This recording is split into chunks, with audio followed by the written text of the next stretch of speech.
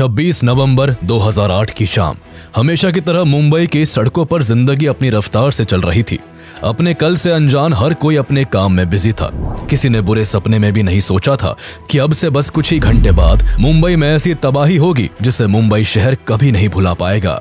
मुंबई को दहलाने के लिए आम कपड़ों में आम दिखने वाले 8 लड़के स्पीड बोट से बुधवार पार्क में उतरते हैं। इतना नॉर्मल दिखने के बावजूद भी इन लड़कों को देखकर वहां के लोकल लोगों को थोड़ा अजीब महसूस होता है।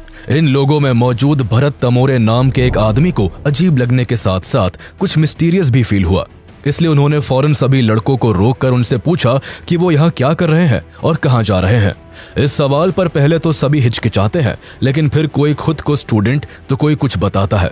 लेकिन इतने में उन लड़कों में से एक लड़का जोर से चिल्लाता हुआ बोलता है कि अपने काम से काम रखो। रात का वक्त था और ऐसे में एक ही उम्र के 8 लड़के कंधों पर 2 बड़े बड़े बैग लेकर बिना कुछ बताए वहां से निकल लेते हैं। भरत को इन लड़कों पर शक होता है, जिस कारण वो आगे चलकर इस घटना की जानकारी मुंबई पुलिस को भी देते हैं। लेकिन पुलिस बात को हल्के में लेते हुए कोई कार्रवाई नहीं करती। बाद में कार्रवाई ना करना ही मुंबई पुलिस की सबसे बड़ी गलती साबित होती है। अगर समय रहते मुंबई पुलिस कोई कार्रवाई करती तो शायद मुंबई में मौत का तांडव ना देखने को मिलता। शायद उस दिन का इतिहास 166 लोगों के खून से सना नहीं होता। वहां से निकलने के बाद सभी लड़के 2-2 के ग्रुप में डिवाइड होकर टारगेट की गई लोकेशंस की तरफ निकल पड़ते हैं। इन लोकेशंस में CST railway station, Taj Mahal palace hotel, Leopold cafe और नरीमन हाउस शामिल थे। सारी जगह वहां से बस कुछ ही दूरी पर थी। हालांकि समुद्र के रास्ते से आई बोट में 8 नहीं बल्कि टोटल 10 लड़के थे, जहां 10 में से 8 लड़के बोट से उतरकर सड़क के रास्ते अपनी अपनी लोकेशन पर पहुंच रहे थे, तो वही बाकी के 2 लड़के अपनी टारगेट ओबरॉय होटल तक पहुंचने के लिए बोट का ही इस्तेमाल करते हैं। एक तरफ जहां ये लड़के अपने मंसूबों को पूरा करने के लिए तेजी से अपनी अपनी लोकेशंस की ओर बढ़ रहे होते हैं, तो वही दूसरी ओर मुंबई हमेशा की तरह अपनी धुन में बस चलती जा रही थी। लोग रोज की तरह काम काज में बिजी थे, लेकिन अचानक मुंबई गोलियों की तड़तड़ाहट से थर्रा उठती है। मुंबई के लिए यह आवाजें नहीं थी। अंडरवर्ल्ड के गुटों में अक्सर शूट आउट होता रहता था। थोड़ी बहुत गोलीबारी तो मुंबई के लिए आम बात थी, लेकिन आज कुछ बड़ा हुआ था। इतना बड़ा कि जिसकी आवाज ने देश को सुन्न करके रख दिया था। इस धमाके और अंधाधुन गोलीबारी की शुरुआत छत्रपति शिवाजी टर्मिनस से होती है। छत्रपति शिवाजी टर्मिनस मुंबई के सबसे बिजिएस्ट रेलवे स्टेशन में से एक है। उस दिन पटना जाने वाली ट्रेन कुछ घंटों की देरी से चल रही थी। यात्रियों को यह कहां पता था कि यह देरी उनके लिए जानलेवा साबित होने वाली है। इस्माइल खान और अजमल कसाब नाम के 2 लड़के एक साथ स्टेशन पर पहुंचते हैं और ऐसे खौफनाक मंजर को जन्म देते हैं जिसका अंदाजा कोई नहीं लगा सकता था। यहाँ पहुंचकर जहां कसाब पागलों की तरह हंसते हुए AK-47 से ताबड़तोड़ गोलियां चलाने लगता है, तो वही इस्माइल चारों तरफ हैंड ग्रेनेड फेंकता है। किसी को अंदाजा नहीं था कि क्यों और किस कारण उन पर ऐसा हमला किया जा रहा है। चारों ओर बस गोलीबारी और चीखने चिल्लाने की आवाजें गूंज रही थी। लगातार गोलियों की आवाज और बॉम्ब धमाकों से लोग डर कर इधर उधर भागने लगते हैं। जिसको जहां जगह मिलती है वो वही छुप जाता है। अफरा तफरी और चीख पुकार के बीच दोनों इस तरह फायरिंग कर रहे थे जैसे मानो कोई वीडियो गेम खेल रहा हो। इन दोनों आतंकियों का सिर्फ एक ही मकसद था और वो था मुंबई के सबसे busiest railway station Chhatrapati Shivaji terminus पर अधिक से अधिक लोगों की मौत। स्टेशन पर काम करने वाले लोगों और रेलवे पुलिस को कुछ समझ नहीं आ रहा था कि इस सिचुएशन को किस तरह हैंडल किया जाए। फिर भी दोनों आतंकियों को रोकने के लिए रेलवे पुलिस हर एक कोशिश करती है, लेकिन नाकाम रहती है। दरअसल दोनों लड़के पहले से ही प्लान बनाकर आए थे और उनके पास हर तरह के हथियार मौजूद थे, लेकिन रेलवे पुलिस के पास केवल उनकी ड्यूटी रिवॉल्वर ही मौजूद थी, जिस कारण वो इनका सामना नहीं कर पाते और वही शहीद हो जाते हैं। लेकिन इसी बीच रेलवे स्टेशन के ही एक कर्मचारी विष्णु दत्ताराम अपनी जान की परवाह ना करते हुए अनाउंसमेंट करके सभी पैसेंजर्स को आगाह करते हैं कि वो फौरन स्टेशन को छोड़कर अपनी जान बचाए। अनाउंसमेंट सुनते ही कई लोग अपनी जान बचाकर भागने में कामयाब रहे, लेकिन आतंकियों का हमला इतना भयानक था कि केवल 1 घंटे में 58 लोग अपनी जिंदगी गंवा देते हैं, तो वही 104 लोग बुरी तरह घायल हो जाते हैं। जब सीएसटी रेलवे स्टेशन पर गोलीबारी चल रही होती है, तभी मुंबई पुलिस को इस घटना की इन्फॉर्मेशन मिल जाती है। लेकिन इससे पहले कि पुलिस कोई एक्शन लेती, एक और खूनी खेल खेला जाता है और इस बार लोकेशन अलग थी। मुंबई के फेमस लियोपोल्ड कैफे में उन्हीं 10 में से 2 आतंकी शोएब और नाजिर एकदम सीएसटी रेलवे स्टेशन जैसी ही घटना को अंजाम देते हैं। लियोपोल्ड कैफे में अपनी शाम को हसीन बनाने में डूबे हुए लोगों को आने वाले पल की कोई खबर नहीं थी। पार्टियों में मशगूल लोगों में से किसी को भी अंदाजा नहीं था कि ये रात उनके लिए आखिरी रात साबित होगी। वो खुशी और जश्न के माहौल में खोए हुए थे कि तभी दो जवान लड़के हाथों में हथियार लिए कैफे में बैठे हर एक शख्स के खून के प्यासे बन जाते हैं। लियोपोल्ड कैफे मुंबई का एक बेहद जाना माना कैफे है जहां लोगों की हमेशा भीड़ रहती है। इस कैफे पर फॉरेनर्स का भी हमेशा से आना जाना रहा है। कैफे की पॉपुलैरिटी और फॉरेनर्स की प्रेजेंस के कारण ही इस कैफे को टारगेट किया जाता है। दोनों आतंकी लियोपोल्ड कैफे में घुसते ही कई राउंड फायरिंग करते हैं। अचानक से की गई अंधाधुंध फायरिंग से कैफे में बैठे कई लोग चाहकर भी अपनी जान नहीं बचा पाते, जिस कारण इस हमले में कई विदेशी और भारतीय लोग मारे जाते हैं। मुंबई में लगातार 2 अटैक्स होने के बाद भी बात यहाँ नहीं थमती है। अभी तो बस शुरुआत हुई थी और अभी कई बड़े हमले बाकी थे जिनमें सैकड़ों लोगों की जिंदगी जानी थी। लियोपोल्ड कैफे को टारगेट करने के बाद ये दोनों आतंकी ताज होटल की ओर अपना रुख करते हैं, जहां पहले से ही इनके 2 गैंग मेंबर पहुंच चुके थे। लगातार हो रहे अटैक से चैन की नींद सो रहे लोग जाग जाते हैं। लोगों को उनके घर में ही रहने की सलाह दी जाती है। सब कुछ इतना अजीब और तेजी से हो रहा था कि किसी को सोचने और संभलने तक का वक्त नहीं मिल पाता। हर गुजरते मिनट के साथ मीडिया में अटैक की न्यू हेडलाइन फ्लैश कर रही थी।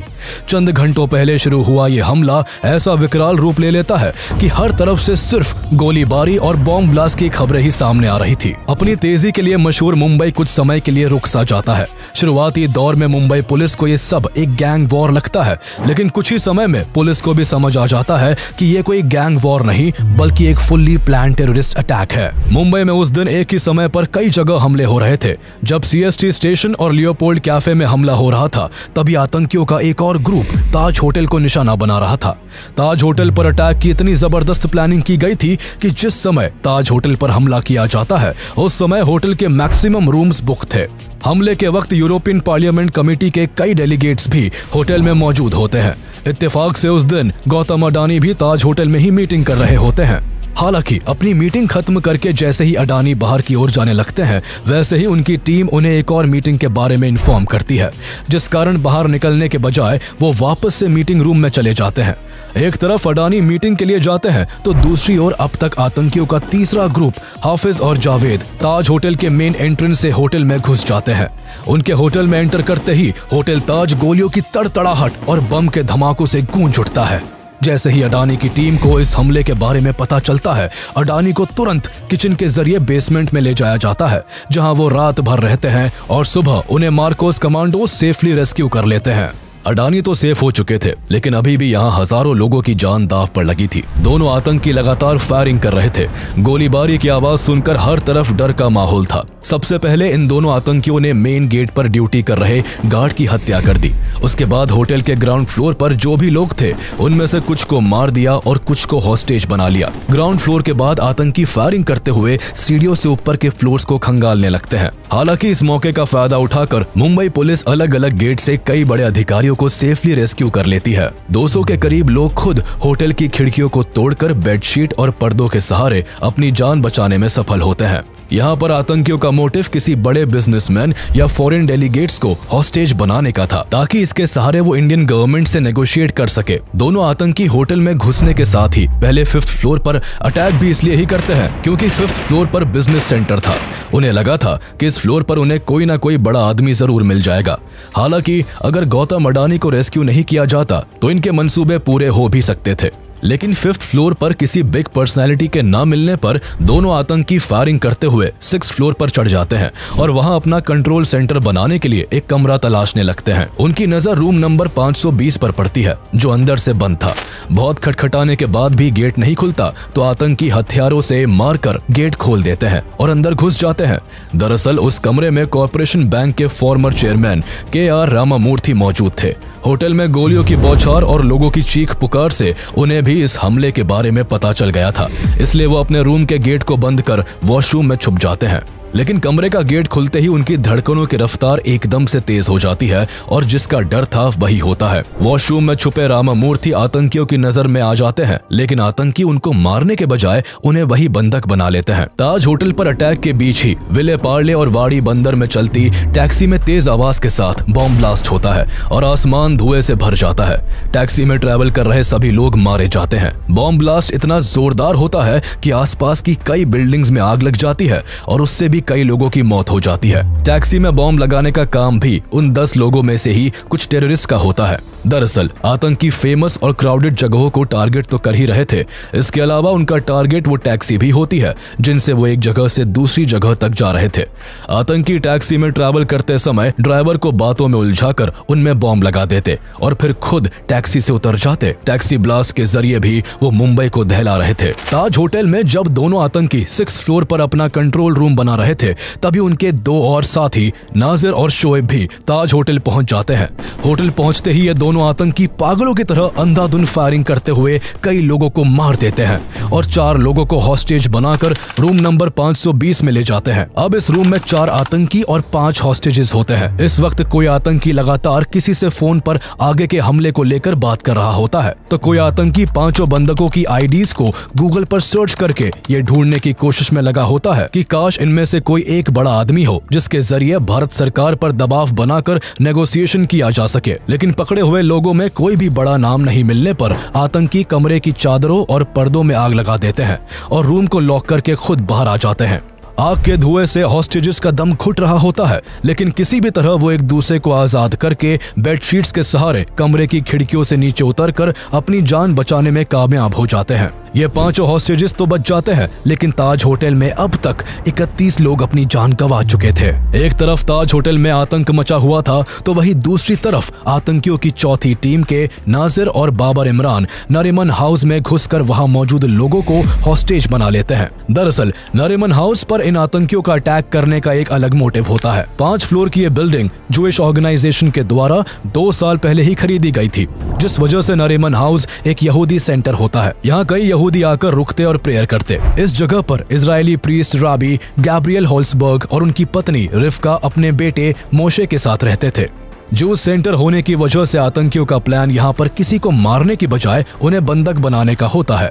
उनका मोटिव था कि वो सभी इजरायली सिटीजन्स को हॉस्टेज बनाकर इजरायली गवर्नमेंट से नेगोशिएट करते, जिसके चलते इजराइल भारत पर अपने सिटीजन्स को बचाने के लिए दबाव बनाता। इस तरह आतंकियों का मकसद इजराइल और इंडिया के रिलेशन में फूट डालने का भी था। इसलिए दोनों आतंकी यहाँ रह रहे गैब्रियल और उनकी पत्नी रिफ्का पर इजराइल की एम्बेसी से बात करवाने के लिए प्रेशर बनाते हैं।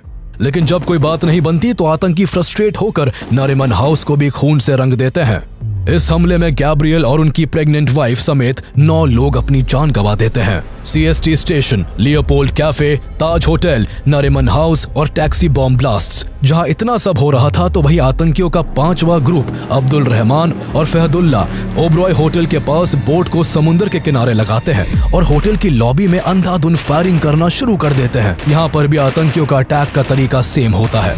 ये दोनों आतंकी भी बाकी आतंकियों की तरह ओबरॉय होटल में गोलीबारी करते हैं। गोलियों की आवाज से कई लोग जैसे तैसे बचकर वहां से निकल जाते हैं, लेकिन इस दौरान आतंकी होटल के 2 स्टाफ मेंबर जॉर्डन और प्रदीप को बंदी बना लेते हैं। आतंकी पहले जॉर्डन को पकड़कर उसे फोर्स करते हैं कि वो फर्नीचर और पर्दों पर अल्कोहल डालकर उनमें आग लगाए, लेकिन ऐसा करते हुए जॉर्डन के हाथ कांपने लगते हैं, जिसे देखकर एक आतंकी गुस्से में आ जाता है और जॉर्डन को गोली मार देता है। जॉर्डन के मरते ही आग लगाने का काम प्रदीप को सौंपा जाता है। प्रदीप मौत के डर से जैसे तैसे वहां मौजूद पर्दों और फर्नीचर में आग लगा देता है। इसके बाद प्रदीप से VIP लोगों के बारे में आतंकी पूछताछ करते हैं। यहाँ प्रदीप चालाकी दिखाते हुए बताता है कि VIPs ऊपर वाले फ्लोर पर होंगे, इसलिए लिफ्ट से जाना पड़ेगा। प्रदीप और दोनों आतंकी लिफ्ट की तरफ बढ़ते हैं। लिफ्ट के खुलते ही प्रदीप आतंकियों को चकमा देकर अकेला लिफ्ट में घुस जाता है और नीचे जाने का बटन दबाकर लिफ्ट को बंद कर देता है। ये सब इतना अचानक से हुआ था कि आतंकियों को कुछ समझ नहीं आया, लेकिन इस चकमे से आतंकी बहुत गुस्से में आ जाते हैं और पहले लिफ्ट और फिर चारों तरफ पागलों की तरह फायरिंग करने लगते हैं।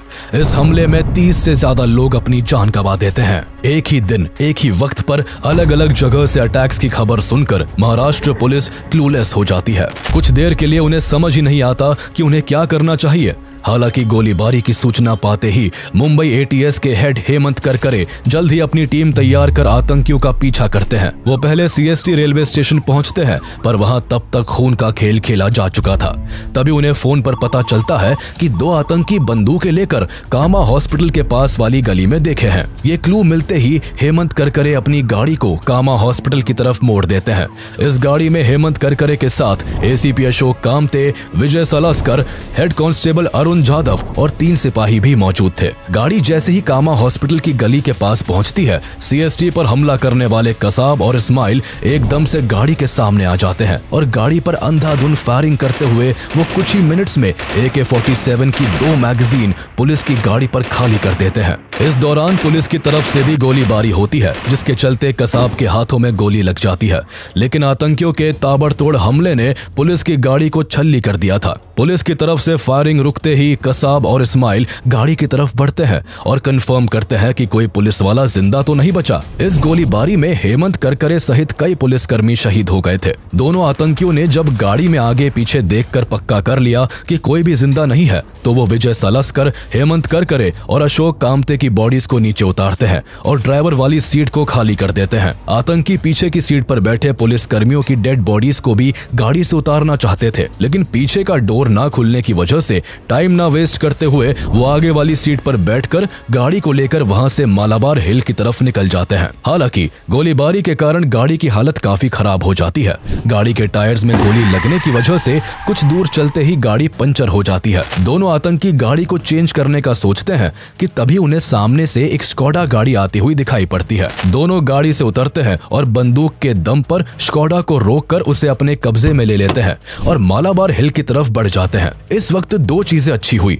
एक तो आतंकी स्कोडा कार में बैठी फैमिली को मारना भूल जाते हैं और दूसरा ये कि आतंकियों का ध्यान नहीं जाता कि जिस पुलिस कार में बैठकर वो यहाँ तक आए थे, इसके पीछे की सीट पर हेड कांस्टेबल अरुण जाधव अभी भी जिंदा थे।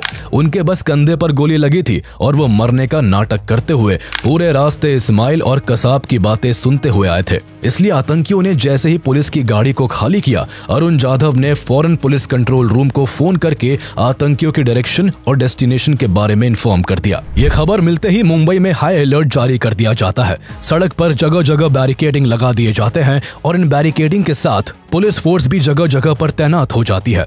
पुलिस के हरकत में आने के कारण अब चारों तरफ से दोनों आतंकी पुलिस वालों से घिर जाते हैं। भागने का एक भी मौका ना देख वो बैरिकेड तोड़ने की कोशिश करते हैं।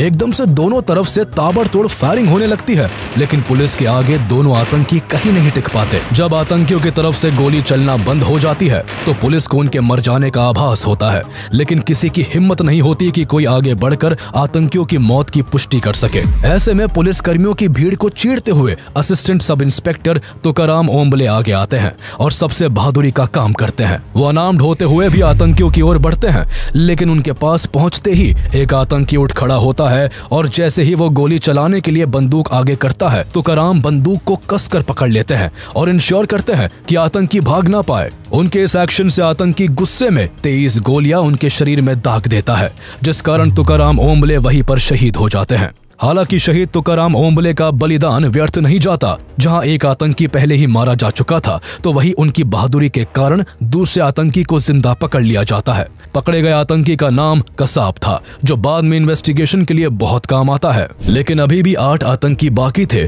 जो मुंबई में आतंक मचा रहे होते हैं। इनके अगले एक्शंस के बारे में जानने से पहले ये जानते हैं कि आखिर ये अटैक्स हुए ही क्यों, ये अटैक्स किसने करवाए और कौन इन सभी हमलों का मास्टरमाइंड था। दरअसल 6 दिसंबर 1992 को बाबरी मस्जिद डेमोलिशन के बाद भारत दंगों की आग में चल रहा था। ऐसे में कई इस्लामिक टेररिस्ट ग्रुप भारत पर अटैक करने की फिराक में थे। इन अटैक्स का पहला एग्जाम्पल 12 मार्च 1993 को देखने को मिलता है, जब मुंबई में एक के बाद एक पूरे 12 बॉम्ब ब्लास्ट होते हैं, जिनमें 257 लोगों की जान चली जाती है और 1000 से ज्यादा लोग घायल हो जाते हैं। इन अटैक्स की छानबीन के समय पता चलता है कि धमाकों में यूज किया गया RDX मुंबई में समुद्री रास्तों से लाया गया था। इस कारण समुद्र की सिक्योरिटी टाइट कर दी जाती है और कोस्ट गार्ड के द्वारा मुंबई के कोस्टल एरियाज की लगातार हेलीकॉप्टर और शिप्स के जरिए पेट्रोलिंग की जाती है। लेकिन अचानक से 2006 में इस पेट्रोलिंग को नेवी की तरफ से रोक दिया जाता है। नेवी के इस फैसले के कारण भारत के खिलाफ साजिश कर रहे टेररिस्ट ग्रुप्स को भारत पर अटैक करने का एक अच्छा मौका मिल जाता है। भारत को इस बात की भनक भी नहीं थी कि पाकिस्तान में बैठा लश्कर-ए-तैयबा का लीडर हाफिज सईद भारत पर एक ऐसा अटैक प्लान कर रहा है जो पूरी दुनिया का ध्यान खींच ले। इससे पहले भी कई बार हाफिज सईद भारत में कई अटैक्स करवा चुका था, लेकिन इस बार बड़े धमाके के लिए उसे कुछ ऐसे लोगों की तलाश थी जो इस काम में उसका साथ दे सके। इत्तेफाक से ऐसे समय में उसकी मुलाकात दाऊद सईद गिलानी से होती है, जो अमेरिका में रहकर ड्रग्स के बिजनेस का काम करता था और इस काम के चलते कई बार जेल भी जा चुका था। दाऊद गिलानी के पिता सैयद सलीम गिलानी एक पाकिस्तानी डिप्लोमेट थे और मां एलिस सिरिल हेडले अमेरिकन थी। इस वजह से अपीयरेंस में दाऊद बिल्कुल किसी फॉरेनर की तरह दिखता था। इस खास अपीयरेंस की वजह से ही हाफिज सईद दाऊद का इस्तेमाल किसी खास मकसद के लिए करना चाहता था। 2001 से ही हाफिज सईद लगातार दाऊद गिलानी के टच में रहा और अपना मंसूबा पूरा करने के लिए 2002 में हाफिज सईद दाऊद को दावत के बहाने पाकिस्तान बुलाता है। दोनों जब मिलते हैं तो हाफिज दाऊद को अपना प्लान बताता है। हालांकि अभी वो क्लियरली अपना पूरा प्लान दाऊद के सामने अनफोल्ड नहीं करता, पर वो इतना बता देता है कि उसे ये लड़ाई कश्मीर के लिए लड़नी है। दाऊद हाफिज सईद से काफी इन्फ्लुएंस होता है और प्लान के लिए राजी हो जाता है। दाऊद को ट्रेनिंग के लिए कई बार पाकिस्तान बुलाया जाता है और मल्टीपल मीटिंग्स के बाद उसे लश्कर ए ताइबा के फॉरेन रिक्रूटमेंट विंग में ट्रांसफर कर दिया जाता है। पूरी ट्रेनिंग के बाद लश्कर ए ताइबा दाऊद को रिवील करता है कि अभी उसकी जरूरत कश्मीर के लिए नहीं बल्कि मुंबई के लिए है। लेकिन इसकी तैयारी के लिए सईद दाऊद को पहले यूएस लौटकर अपनी आइडेंटिटी को बदलने के लिए कहता है। दाऊद यूएस लौटकर अपनी मदर की आइडेंटिटी को यूज कर दाऊद सईद गिलानी से डेविड कोलमैन हेडली बन जाता है। यह सब करने में पाकिस्तान की आईएसआई दाऊद की हेल्प करती है। अटैक करने से पहले भारत आकर मुंबई की उन सभी लोकेशंस की डिटेल में जानकारी लेना जरूरी था, जिसके लिए डेविड हेडली को मुंबई कई बार आना पड़ता। इसलिए डेविड हेडली बन चुका दाऊद गिलानी अपने स्कूल फ्रेंड तहव्वुर हुसैन राना से कोऑर्डिनेट करता है। दरअसल तहव्वुर राना पहले पाकिस्तान आर्मी में डॉक्टर था, लेकिन बाद में एक कैनेडियन लेडी से शादी करके 1997 में कनाडा चला जाता है और वहां काफी लंबे समय से अपनी वीजा कंसल्टेंसी कंपनी चला रहा होता है। दाऊद गिलानी तहव्वुर के साथ एक प्लान बनाता है और उसकी वीजा कंसल्टेंसी कंपनी की एक ब्रांच मुंबई में ओपन कर देता है ताकि उसे बार बार मुंबई आने जाने में कोई परेशानी ना हो। प्लान के मुताबिक दाऊद इस पूरे काम को अंजाम देता है और उसके फॉरेनर लुक और यूएस पासपोर्ट होने की वजह से मुंबई में कोई उस पर शक भी नहीं करता। इस तरह वो कई बार मुंबई आता है और समुद्र के रास्ते किन किन फेमस जगहों पर आकर अटैक किया जा सकता था, ऐसी हर एक जगह की जानकारी लश्कर ए ताइबा को देता है। दूसरी तरफ पाकिस्तान में बैठा हाफिज सईद मिल रही हर इंफॉर्मेशन की मदद से मुंबई पर अटैक करने की प्लानिंग करता रहता है। अटैक की प्लानिंग हो जाने के बाद उसे एग्जीक्यूट करने के लिए कुछ लड़कों की जरूरत थी जो मुंबई जाकर इस प्लान को सफल बनाते। इसलिए देर न करते हुए हाफिज सईद लड़कों के सिलेक्शन और ट्रेनिंग का काम ज़कीउर रहमान लखवी को सौंपता है। लखवी इस काम में अपने साथ जरार शाह, अबू काफा और अबू हमजा को भी शामिल करता है। ये लोग ऐसे नौजवान लड़कों की तलाश करते हैं जो घर से भागे हुए हो या जिनकी शादी ना हुई हो, ताकि उन लोगों के आगे पीछे कोई ना हो और आसानी से मजहब और जिहाद की आड़ में इनका ब्रेन वॉश किया जा सके। काफी खोजबीन के बाद 32 लड़कों को सिलेक्ट किया जाता है। शुरुआत में सिलेक्ट किए गए सभी लड़कों को बताया जाता है कि उन्हें कश्मीर को आजाद कराने के लिए चुना गया है। मजहब के नाम पर उनको भटकाया जाता है। उन्हें कहा जाता है कि अल्लाह ने उन्हें इस पाक काम के लिए खुद चुना है। कट्टरता से प्रभावित सभी लड़के प्लान को अंजाम देने के लिए ट्रेनिंग में जी जान लगा देते हैं। ट्रेनिंग 3 राउंड्स में डिवाइडेड होती है। पहले राउंड की ट्रेनिंग दौरा-ए अम्मा, दूसरी राउंड की ट्रेनिंग दौरा-ए सुफा और थर्ड राउंड की ट्रेनिंग दौरा-ए खासा के नाम से होती है। पूरी ट्रेनिंग के दौरान इनके सामने भारत के मुस्लिम्स की कंडीशन को बहुत बुरी तरह से पेश किया जाता है। इनके दिमाग में भारत को लेकर इतना जहर घोला जाता है कि ये चाहकर भी कुछ और सोच ही नहीं पाते और हर हाल में अपने मकसद को अंजाम देने के लिए तैयार हो जाते हैं। ट्रेनिंग के दौरान सभी लड़कों को कई घंटों तक हथियार चलाना सिखाया जाता है। हैंड ग्रेनेड फेंकने और रॉकेट लॉन्चर दागने की भी ट्रेनिंग दी जाती है। 2 राउंड की ट्रेनिंग तो सभी लड़के जैसे तैसे कर लेते हैं, जिसमें खाने और नमाज पढ़ने के अलावा किसी और काम की छूट नहीं होती। लेकिन दौरा-ए खासा की ट्रेनिंग के दौरान सभी लड़कों को 60 घंटों तक भूखा रहकर पहाड़ों पर चढ़ने की ट्रेनिंग दी जाती है। ये ट्रेनिंग इस कदर सख्त होती है कि कई लड़के इसे बीच में ही छोड़कर भाग जाते हैं। तीसरे फेज की ट्रेनिंग के बाद केवल 15 लड़के बचते हैं, जिन्हें फिर दौरा-ए रिबात नाम की इंटेलिजेंस ट्रेनिंग भी दी जाती है। इस तरह अगस्त 2008 आते आते पूरी ट्रेनिंग खत्म होती है। इसके बाद मुंबई पर अटैक करने के लिए 10 लड़कों को चुन लिया जाता है। सिलेक्शन के बाद इन्हें 2-2 के 5 ग्रुप्स में बांट दिया जाता है। सभी को भारत में इस्तेमाल करने के लिए एम्यूनेशन, सैटेलाइट फोन, मैप और कुछ पैसे भी दिए जाते हैं। 27 सितंबर 2008 को मुंबई पर अटैक करने की प्लानिंग फिक्स होती है, जिसके लिए ट्रेन किए गए सभी लड़कों को कराची बुलाया जाता है, लेकिन लास्ट मोमेंट पर इसे रोक दिया जाता है। उसी महीने दिल्ली में लगातार 5 बॉम्ब ब्लास्ट हुए थे, जिस वजह से दिल्ली और मुंबई जैसी जगहों पर रेड अलर्ट था और जगह जगह छापेमारी हो रही थी। इन सभी खबरों को देखते हुए लश्कर की लीडरशिप इस हमले को कुछ दिन के लिए डिले कर देती है। इसके बाद अक्टूबर में एक बार फिर सभी 10 लड़कों को बुलाया जाता है और फिर से ट्रेनिंग के कुछ रिमेनिंग पार्ट्स को पूरा किया जाता है। इस बार सभी लड़कों को स्विमिंग करने और बोट चलाने की ट्रेनिंग दी जाती है। सभी को वीडियो के जरिए टारगेट करने वाली जगहों को बड़ी स्क्रीन पर दिखाया जाता है। इसमें टारगेट तक पहुंचने के लिए कौन सी रोड का इस्तेमाल करना है और कैसे इन जगहों पर अटैक करना है, A to Z सब बताया जाता है। अटैक मुंबई में किया जाना था, इसलिए सभी लड़कों को मराठी की भी ट्रेनिंग दी जाती है। उन्हें ऐसे कपड़े पहनने को दिए जाते हैं जो उस समय मुंबई के यूथ के बीच ट्रेंड में थे। सभी के हाथों में कलावा भी बांधा जाता है ताकि ये दिखने में हिंदू लगे। इसके बाद फाइनली अटैक करने के लिए सभी लड़कों को 22 नवंबर की सुबह एक छोटे से जहाज में बैठाकर रवाना कर दिया जाता है। कई घंटों तक समुद्र में चलने के बाद सभी को दूसरी बोट अल हुसैनी में शिफ्ट कर दिया जाता है। अल हुसैनी में पहले से ही सभी के लिए 2-2 बैग रखे थे, जिनमें अटैक करने के लिए हर तरह के हथियार मौजूद थे। अगली सुबह उन्हें एक कुबेर नाम का इंडियन शिप दिखाई देता है, जिसको अमर सिंह सोलंकी चला रहे थे। उस शिप में उनके साथ 3 और लोग मौजूद थे। यहाँ पर आतंकी अपना जहाज खराब होने का बहाना बनाकर कुबेर में बैठे लोगों से मदद की गुहार लगाते हैं, लेकिन जैसे ही जहाज पास आता है वैसे ही सभी लड़के कुबेर पर मौजूद 3 लोगों को मारकर कैप्टन अमर सिंह को मुंबई की तरफ जहाज को चलाने के लिए फोर्स करते हैं। जैसे ही जहाज मुंबई के नजदीक आता है, आतंकी अमर सिंह को भी मार देते हैं और शिप को लेकर 26 नवंबर की शाम तक मुंबई के किनारे तक पहुंच जाते हैं। इसके बाद ये 10 आतंकी मुंबई में किस तरह आतंक मचाते हैं ये तो हम जान ही चुके हैं, लेकिन इन टेररिस्ट अटैक को रोकने और हॉस्टेजेस को रेस्क्यू करने के लिए भारत सरकार क्या एक्शन लेती है, ये जानने से पहले ये बताते चले कि 26/11 के अटैक से कुछ दिन पहले ही यूएस ने लश्कर ए ताइबा के अल हुसैनी शिप के कोऑर्डिनेट्स भारत सरकार को प्रोवाइड किए थे। इसके बावजूद इंडियन अथॉरिटीज ने न तो कोऑर्डिनेट्स की हेल्प से अल हुसैनी शिप को ट्रैक किया और ना ही कोई एक्शन लिया। यहां तक कि national security adviser M.K. Narayanan ने नेवी और कोस्ट गार्ड के साथ कार्रवाई के योग्य खुफिया जानकारी भी साझा की थी, लेकिन फिर भी समुद्र में ना तो अल हुसैनी शिप को पकड़ा गया और ना ही इन खौफनाक हमलों को अंजाम देने वाले हथियारों से लैस आतंकियों को रोका जा सका, जिसका परिणाम आज मुंबई को झेलना पड़ रहा था। अटैक से पहले इंडियन अथॉरिटीज द्वारा कोई भी एक्शन न लेने की वजह से मुंबई में पहले से ही काफी तबाही हो चुकी थी। इसके अलावा अभी तक मुंबई पुलिस सिर्फ 2 आतंकियों को कंट्रोल कर पाई थी। अभी भी 8 टेररिस्ट 3 जगहों पर अपना कब्जा जमाए हुए थे। 2 आतंकी ओबरॉय होटल में तो 4 आतंकी ताज होटल में मौजूद थे।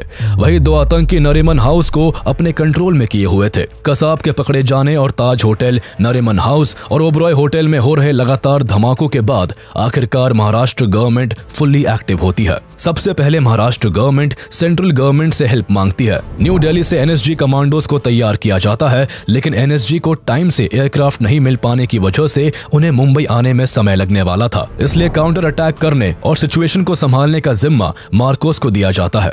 मार्कोस यानी मरीन कमांडोज को अनजान जगहों पर शानदार ऑपरेशंस के लिए जाना जाता है। ये कमांडोज हर तरह के हथियारों को चलाने में फुल्ली ट्रेंड होते हैं, इसलिए इस टेरर अटैक को हैंडल करने के लिए मार्कोस को बुलाया जाता है। लेकिन काफी लेट इन्फॉर्मेशन मिलने की वजह से मार्कोस को अटैक वाली जगहों पर पहुंचने में कई घंटों की देरी हो जाती है।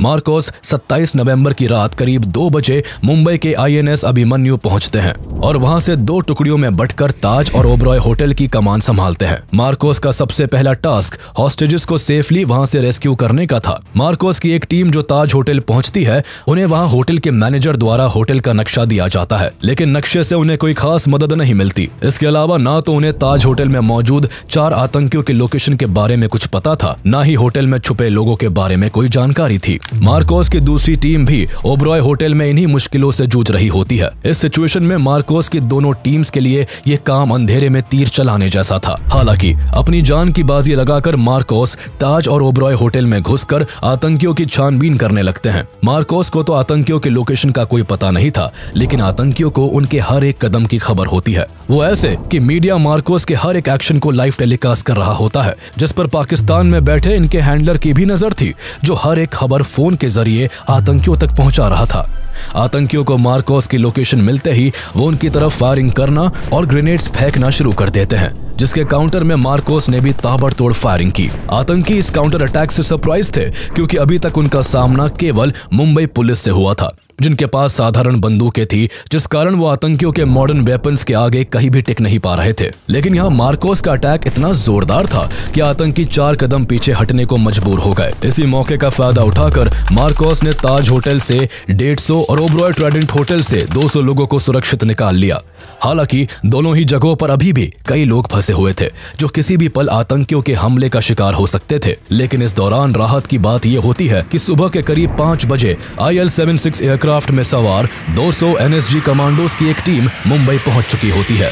NSG कमांडोज मुंबई पहुंचकर सबसे पहले मुंबई पुलिस और मार्कोस से अटैक रिलेटेड सारी इंफॉर्मेशन गैदर करते हैं और 3 टुकड़ियों में बंटकर ताज होटल, ओबरॉय होटल और नरीमन हाउस की तरफ रवाना हो जाते हैं। इस तरह NSG का ऑपरेशन ब्लैक टोर्नेडो शुरू हो जाता है। 27 नवंबर की सुबह 6 बजे कमांडोज की पहली टीम ओबरॉय ट्राइडेंट पहुंचती है, जिसकी कमान कर्नल BS राठी संभाले होते हैं। कर्नल राठी के नेतृत्व में लेफ्टिनेंट कर्नल RK शर्मा और मेजर B भारत अपनी टीम को लेकर ओबरॉय होटल में दाखिल होते हैं। लेकिन मार्कोस की तरह NSG कमांडोज को भी आतंकियों और बचे हुए बंधकों की लोकेशन के बारे में कोई जानकारी नहीं थी, लेकिन वो अपने ट्रेनिंग और एक्सपीरियंस का इस्तेमाल करते हुए फ्लोर बाय फ्लोर चढ़ने लगते हैं।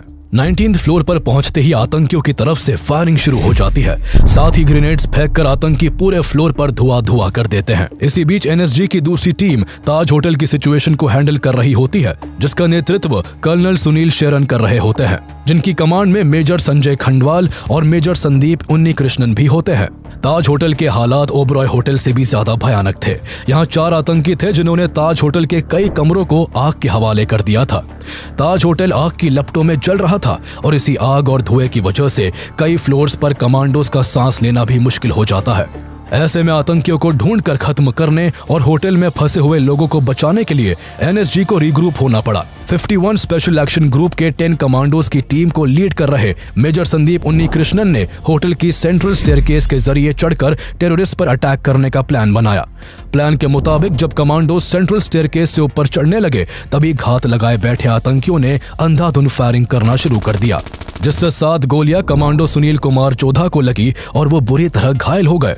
आतंकी उन पर और हमला करते इससे पहले ही सुनील को कवर देते हुए संदीप उन्नीकृष्णन और उनकी टीम ने आतंकियों पर काउंटर अटैक कर दिया। जब आतंकी थोड़ा पीछे हटे तो संदीप ने टीम से सुनील को जल्द से जल्द फर्स्ट एड देने के लिए कहा और अकेले ही सीढ़ियों पर चढ़ गए।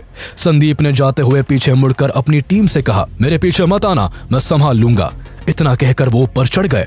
संदीप और चारों आतंकियों के बीच ताबड़तोड़ गोलीबारी शुरू हो गई। अकेले संदीप उन्नीकृष्णन आतंकियों से ऐसा भिड़े कि चारों आतंकी होटल के नदन एंड के कॉर्नर में छिपने को मजबूर हो गए। लेकिन इस मुठभेड़ में संदीप पर भी गोलियों की बौछार हुई थी, जिस कारण दुश्मनों को मार गिराने की कोशिश में उन्हें अपने प्राण न्यौछावर करने पड़े। इसी दौरान 20 NSG कमांडोज की तीसरी टीम 27 नवंबर की शाम करीब 5:30 बजे नरीमन हाउस की लोकेशन पर पहुंच चुकी होती है। कमांडोज बिल्डिंग में ग्राउंड फ्लोर में घुसने की बहुत कोशिश करते हैं, लेकिन वहां मौजूद दोनों आतंकी नीचे से ऊपर जाने के सारे एंट्री पॉइंट्स को हथगोलों से तबाह कर चुके थे।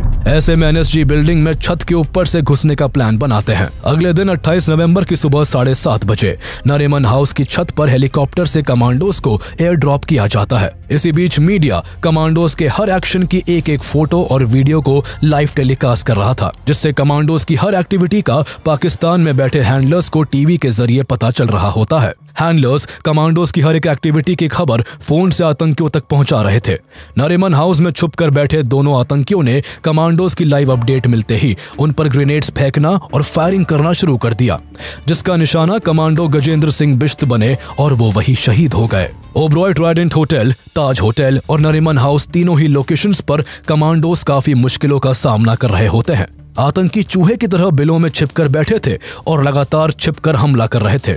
इसलिए कमांडोज को दुश्मनों से लड़ने के लिए बहादुरी के साथ साथ समझदारी और चालाकी से भी काम लेना जरूरी था। कमांडोज ने समझदारी दिखाते हुए ओबरॉय होटल में आतंकियों को खत्म करने के लिए कोऑर्डिनेट अटैक करने का प्लान बनाया, जिसके चलते 19th फ्लोर के एक कमरे में छिपकर बैठे दोनों आतंकियों पर कमांडोज अंदर से अटैक करते हैं, तो वही होटल के सामने एयर इंडिया की बिल्डिंग के 11th फ्लोर पर स्नाइपर्स को तैनात कर दिया जाता है। इस तरह आतंकी दोहरे हमले के बीच फंस गए। जिस कमरे में आतंकी मौजूद थे उसकी खिड़की पर स्नाइपर्स की तरफ से कई राउंड्स फायर किए जाते हैं, जिसमें एक आतंकी फौरन ढेर हो जाता है। तो वही कुछ ही देर बाद बचे हुए दूसरे आतंकी को होटल में मौजूद कमांडोज मौत के घाट उतार देते हैं। इस तरह 28 नवंबर की दोपहर 3 बजे तक एनएसजी ने ओबरॉय ट्राइडेंट को आतंकियों की गिरफ्त से आजाद करवा लिया। लेकिन इसी बीच नरीमन हाउस में गजेंद्र बिष्ट के शहीद होने से कमांडोज बेहद गुस्से में होते हैं। अपने साथी की जान का बदला लेने और बिल्डिंग के अंदर फंसे लोगों को बचाने के लिए कमांडोज दोनों आतंकियों को ढूंढकर उन पर हमला करना शुरू कर देते हैं। मेजर संदीप सेन को एक क्लू मिलता है और वो एक कमरे में 2 हथगोले फेंक देते हैं, जिसमें मौजूद एक आतंकवादी आग की लपटों में जलकर राख हो जाता है। अब दूसरा आतंकी बचा होता है, पर उसके पास भी बचने का कोई मौका नहीं होता। सभी बचे हुए हॉस्टेजेस को बाहर निकालकर नरीमन हाउस के अंदर कई हथगोले फेंके जाते हैं, जिनकी चपेट में आकर दूसरा आतंकी भी वही मरकर ढेर हो जाता है। ओबरॉय ट्राइडेंट होटल और नरीमन हाउस अब सेफ थे, लेकिन ताज होटल में अभी भी कोहराम मचा होता है। मेजर संदीप के शहीद होने से निराश कमांडोज को अपने कर्तव्य का पालन करने और मेजर संदीप के हथियारों से बदला लेने के लिए एनएसजी चीफ जेके दत्त कमांडोज में फिर से जोश भर देते हैं। मेजर खंडवाल और उनके कमांडोज आतंकियों की खोज में होटल के चप्पे चप्पे को छानने लगते हैं।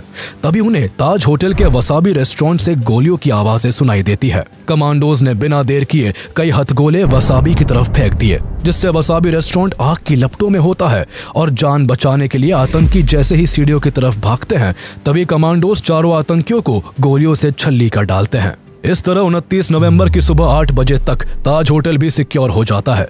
10 में से 9 आतंकी मारे जा चुके थे और एक आतंकी अजमल कसाब को जिंदा पकड़ा जा चुका था। 26 नवंबर की शाम को शुरू हुआ ये मौत का खेल 29 नवंबर की सुबह खत्म हुआ। इस अटैक में 166 बेकसूर लोग मारे गए, जबकि 300 से ज्यादा लोग गंभीर रूप से घायल हुए। 60 घंटों तक सांस रोककर बैठी मुंबई आखिरकार राहत की सांस लेती है। लेकिन 10 लड़कों का मुंबई में घुसकर ऐसी खौफनाक घटना को अंजाम देना भारत के लिए एक बड़ा इंटेलिजेंस फेलियर था। इस घटना ने भारत सरकार को अपनी सुरक्षा को लेकर सोचने के लिए फिर से मजबूर कर दिया।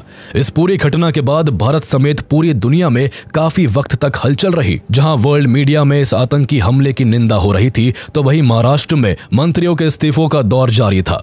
महाराष्ट्र के मुख्यमंत्री विलासराव देशमुख, उप मुख्यमंत्री आर पाटिल और देश के गृह मंत्री शिवराज पाटिल अपने पदों से इस्तीफा दे देते हैं। इंडियन शेयर मार्केट क्रैश कर चुका होता है। मुंबई में फिल्मों की शूटिंग रोक दी जाती है और इंग्लैंड क्रिकेट टीम भारत से ऑनगोइंग टेस्ट मैच छोड़कर वापस इंग्लैंड लौट जाती है। वही भारत की जनता इस हमले के लिए पाकिस्तान से बदला लेने के लिए भारत सरकार से अपील करती है। प्रधानमंत्री मनमोहन सिंह पाकिस्तान के खिलाफ एक्शन लेने के लिए भारतीय सेनाओं के अध्यक्षों के साथ लगातार मीटिंग्स करते हैं। पहले गुप्त तरीके से पाकिस्तान में घुसकर लश्कर ताइबा के सेंटर को तबाह करने का विचार बनाया जाता है। फिर एयरफोर्स के जरिए हवाई हमलों से पाकिस्तान के आतंकी संगठनों को उड़ाने के बारे में सोचा जाता है, लेकिन अंत में कोई भी ऑपरेशन न करने का फैसला लिया जाता है। इस दौरान पाकिस्तान पहले इस अटैक में अपनी इन्वॉल्वमेंट को लेकर साफ इनकार करता है, लेकिन बाद में कई फोन रिकॉर्डिंग्स और पकड़े गए आतंकी अजमल कसाब के बयान से जब साफ होता है कि 10 आतंकवादी लश्कर ताइबा के थे और हमले के दौरान उन्हें पाकिस्तान में बैठे उनके हैंडलर्स से इंस्ट्रक्शंस मिल रहा था, तो भारत सरकार और यूएन के दबाव में पाकिस्तान की तरफ से लश्कर ताइबा और जमात उद दावा के कुछ लोगों को गिरफ्तार किया जाता है। साथ ही अमेरिका भी दाऊद सईद गिलानी और तहव्वुर हुसैन राना को इस हमले का दोषी मानते हुए अरेस्ट कर जेल में डाल देता है। भारत इस आतंकी हमले का बदला तो नहीं लेता, लेकिन आतंकवाद पर लगाम कसने के लिए भारत सरकार द्वारा 31 दिसंबर 2008 को नेशनल इन्वेस्टिगेशन एजेंसी को स्टैब्लिश किया जाता है। एनआईए को भारत में टेररिस्ट एक्टिविटीज को इन्वेस्टिगेट करने का काम सौंपा जाता है। इसके अलावा एनएसजी के सेंटर्स को बढ़ाने का काम भी किया जाता है। मुंबई, चेन्नई और कोलकाता के साथ साथ कई जगहों पर एनएसजी के सेंटर्स खोले जाते हैं, जिससे कमांडोज बिना किसी देरी के हमले वाली लोकेशन पर पहुंचकर सिचुएशन को संभाल सके। इसके अलावा आतंकवादी अजमल कसाब पर कई सालों तक ट्रायल चलता है, जिसके चलते पाकिस्तान के लश्कर ताइबा और इस अटैक्स को लेकर कई राजों का खुलासा होता है। ट्रायल के दौरान सैकड़ों बेकसूरों की जान लेने वाला आतंकी कसाब अपनी जान की भीख मांगता रहा, लेकिन इस अटैक के survivor head constable Arun Jadhav की गवाही की बदौलत 2010 में कसाब को फांसी की सजा देने का फैसला होता है और फाइनली 21 नवंबर 2012 को पुणे की जेल में कसाब को फांसी दे दी जाती है। उसकी मौत के साथ ही इस हमले के आखिरी आतंकवादी को भी मिट्टी में मिला दिया जाता है।